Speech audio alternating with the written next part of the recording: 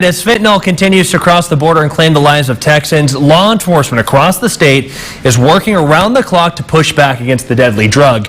But they're not the only ones. ABC Big 2's Mike Mahoney spoke to 3 West Texans who aren't in law enforcement, but whose lives have been drastically affected by fentanyl. Now they're sharing their stories in hopes of helping others avoid the drug. 2 West Texas mothers and an uncle recently sat down with me to talk about the loved ones that they lost to fentanyl overdoses. And they were willing to have those conversations because they hope that sharing their experiences on camera will encourage local parents and guardians to talk to their kids about the dangers of fentanyl before it's too late. Bonnie Claxton is a West Odessa mom who deeply misses her son, John. He died from a fentanyl overdose about a half year ago. John was an awesome kid, great son. He was a father, brother. He had a heart of gold. Losing John to fentanyl has left a deep void in Bonnie's heart and family, and she doesn't want other West Texas families feeling the same loss. That's why she's warning local teens to think long and hard about who they associate with. He thought these people were his friends. They were not his friends.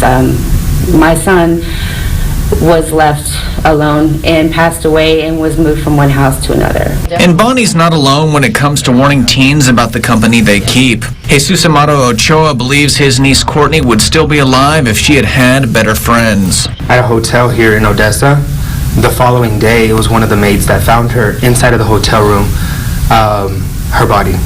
And there was people there with her that could have said something, but instead they took off. Michelle Watson is familiar with the stinging pain Bonnie and Jesus Amado live with. She lost her son Malachi to a fentanyl overdose and is trying to stay strong for her whole family as they mourn a life taken too soon.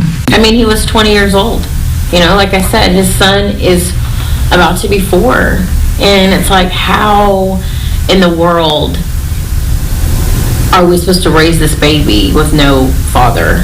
You know, he asks me all the time, where's my daddy? And Michelle is pushing for West Texas parents to be more involved in their kids' lives. She wants them to learn about fentanyl now and have serious conversations with their children about its many dangers. Watch what they're doing.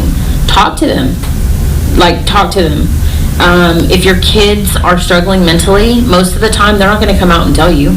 And if they are, don't shun them. Don't say, oh, nothing's wrong with you. You need to get up and go to school. That's advice Bonnie agrees with wholeheartedly. And she also encourages parents to educate themselves on just how deadly fentanyl is. So when they sit down with their kids, they can paint a realistic picture of the drug. If I would have known what fentanyl was, maybe I possibly could have, educated my child. And a lot of times we think not our child. I thought that at one point. The CDC says that almost 110,000 people in the U.S. died of drug overdoses and drug poisonings in the 12-month period ending last January, with 67% of them involving synthetic opioids like fentanyl. Bonnie, Jesus Amado, and Michelle are begging every parent watching this to talk to their kids to protect them from becoming another one of fentanyl's growing number of victims.